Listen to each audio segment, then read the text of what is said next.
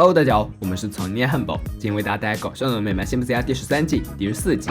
又到收信的时候了，除了日常恐吓型的账单，还有旧图书馆催促辛巴还书的了。西小妹从柜子中找到了一本积灰的书，儿童经典读物，看样子就是它了。这么一说，辛巴也想起来了，他也曾读过上面的故事。哄刚出生的小新，听了老爸的话，西小妹来了兴趣，表示也想听他读故事。看着女儿期盼的眼神，辛巴答应了。第一个故事，红魔的奥德赛。那是在特洛伊战争的末期，聪明的奥德修斯想出一条妙计，去彻底摧毁特洛伊城。那天，他拖着巨大木马敲响城门，面对前的国王，他说：“希腊人民已经厌倦战争，通过对间谍拷问，得知国王喜欢收藏大号木质动物，于是就送来一只木马，以表求和的诚意。显然，特洛伊国王也厌倦了战争，便下令打开城门，将他们放了进来。国王沾沾自喜，自以为对木头精通，古往今来，没有人能跟他们特洛伊人匹敌。不料夜幕降临，希腊勇士们悄悄从木马里出来了。熟睡特洛伊人在手持利刃的勇士们面前，就像是一群待宰的羔羊，还来不及反应，就被敌人削掉了头颅。打完胜仗，奥德修斯打算回艾塞卡去见爱妻。这时阿普提醒他，不要忘记用牲口祭祀岛神，感谢诸神对他们胜利的庇佑。谁知奥德修斯拒绝了，他觉得祭祀小动物颇为残忍。不料他的话被天上诸神听到了，宙斯震怒，表示要给这些无理的人类一点颜色看看。他的话音刚落，旁边手下就按耐不住了，抄起一只闪电扔了下去。你疯了吗？你刚刚毁了亚特兰蒂斯！不料这家伙不思悔过，还觉得是宙斯变得无趣了。无奈之下，宙斯只得让波塞冬对付奥德修斯。这家伙还是比较靠谱的。那时希腊人因为打了胜仗，正在船上举杯相庆。奥德修斯突然发现一朵云彩对着自己发脾气，这并不是他的错觉，只见他吹了一口气，海上立刻掀起了巨浪，船也不受控制地飘到了疯狂岛附近。在他们重新扬起风帆之后，们能听到一阵悦耳的歌声：“我们的火蜡会让你流连忘返。”满怀着希望，他们朝着发出歌声逃狱前进了。没想到这歌声跟人完全不是一回事儿。虽然这打扮声是清凉，可是大腿毛属实难顶，有好几人的眼睛受到永久性创伤。这群希腊勇士马不停蹄逃离了这片岛屿。此时在遥远的奥德修斯家，佩涅洛佩还在等待多年未归丈夫，儿子都劝说让妈妈去选择一个求婚者。这时迪斯科冲到母子面前，不过这货是过来向儿子表达爱意的。又经过了很长时间的航行，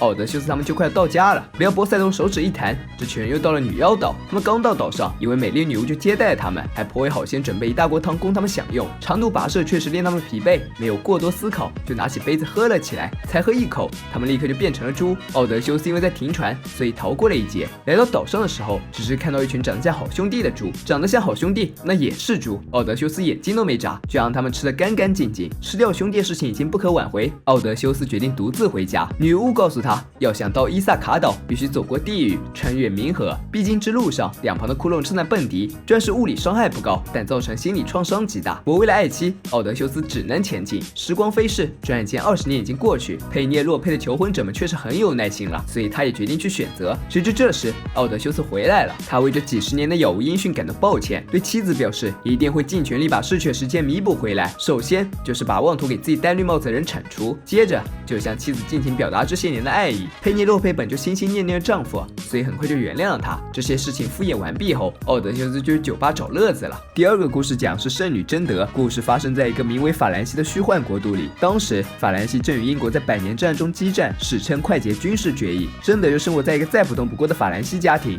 这天全家人都在辛苦劳作，却不见他的身影。原来他要去山坡上和上帝交谈了。另外请保佑爸爸妈妈和小新。这时一束光穿过了云层，照在贞德身上，一个声音传到他的耳朵：我就是你的上帝，我挑选了你去领导法兰西军队击败英国侵略者。真的有些难以置信，我只是个小姑娘，我知道我看人向来很准，放手去做吧。家人们知道这个事情后都惊呆了。赢？我们法兰西人的字典里就没有这个字。然而贞德很坚定，上帝启示了我，我必须遵守。战场上法兰西的将领正在指挥进攻，他们将一个士兵投了出去，本想着能进城，没想到差了那么一点点，人打在城墙上，士兵拖着枪走了回来，表示下次会记得报息。这时贞德带着行囊来到了阵前，对大家说自己是被派来领导法兰西军队获胜的。话音刚落，士兵们都笑了起来。哦，是吗？你打算怎么领导？首先可以选择一些更壮更重的人坐在弹弩上，或者用石头。众士兵七嘴八舌，众说纷纭。之前那个被投掷士兵更是不知道说什么才好，真的没工夫听他们继续唧唧歪歪，拿着剑就冲了出去。阿鲁有些不忍心，也跟着冲了出去。将领本打算站在原地看热闹的，无奈领导来了，迫不得已也跟着冲了出去。大战终于打响了，贞德冲在最前面。英国人一看是个小姑娘，立刻就失去了戒备心，然后被贞德一剑刺穿。油门贞德所向披靡，将所有的敌人就斩于剑下。就这样，法兰西军队在他带领下取得了战争的胜利。面见国王的时候，贞德凭借自己的聪明才智，成功认出了真国王。国王也被他的勇气与聪慧所打动。庆功宴上，国王向贞德表达自己的爱意，可是贞德拒绝了，表而上帝说过，他们应该止步于朋友。不过贞德拒绝也不算出人意料，毕竟国王本星期已经连被12个姑娘拒绝了。在贞德领导下，军队力量也更加强大。面对疲软不堪的敌军，他们就像砍白菜一样毫不费力。胜利的喜悦充斥贞德内心，他得意的大吼着：“你们无法阻止我，我是上天派来的！”接着，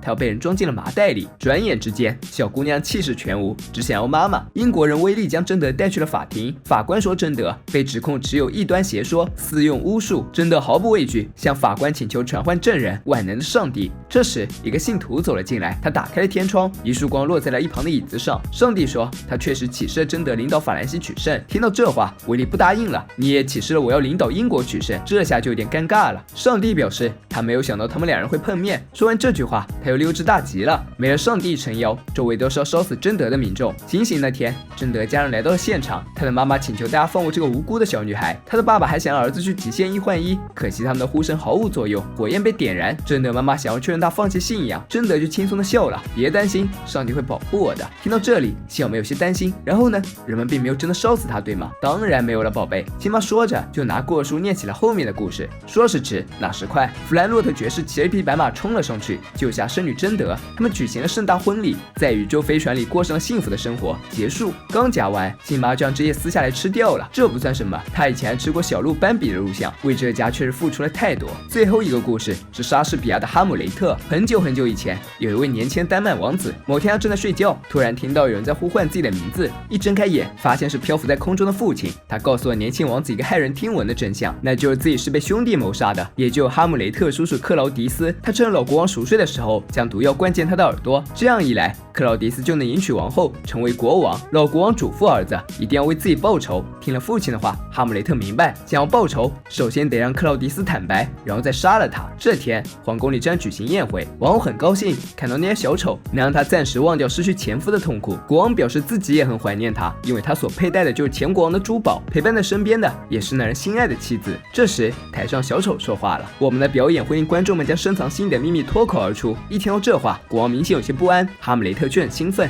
他知道自己的机会来了。首先是一段即兴表演，需要观众提供地点、职业、物件。哈姆雷特选择了这座城堡，谋权篡位的人穿耳毒药。眼见自己的阴谋即将败露，国王想起身离开，不曾想被王后制住了。于是他只得如坐针毡，看完自己的整个作案过程。在倾倒毒药的环节，他抑制不住脱口而出：“等一下，我用的不是那种毒药。”虽然刚说出口，他就意识到了，但已经来不及了。哈姆雷特已经确认了事情的真相，他冲到父亲的画像前，激动地说：“是真的，是克劳迪斯叔叔把你杀了。”一旁的奥菲利亚听到猎人的话，只觉他也疯了，我任谁也不会比他更疯癫。他冲上宴会的餐桌，直接跳入窗外的湖水中。夜幕降临，哈姆雷特拿着剑就打算杀掉克劳迪斯，没想叔叔不在这里，只有妈妈在床上。这时哈姆雷特注意到窗帘后面有动静，就断定克劳迪斯躲在里面，只是几剑刺下去，倒下人是奥菲利亚的父亲普罗尼尔斯。他有个儿子叫雷欧提斯，他嘱咐儿子一定要为自己的死报仇。时间来到哈姆雷特和雷欧提斯决斗那天，为了防止小鬼杀不死哈姆雷特，克劳迪斯将毒药涂满了场地四周。这时哈姆雷特和王后也来到了此处。这个版本的雷欧提斯有点傻，还没比就把自己杀死了。哈姆雷特拔出剑对准了克劳迪斯，现在没有人能够阻挡我复仇了。将他逼到退无可退的时候，哈姆雷特结果叔叔的性命，不过他也没有落得好，摔死在流血地板上。王后看着眼前人全都死光了，干脆一榔头把自己也给结果了。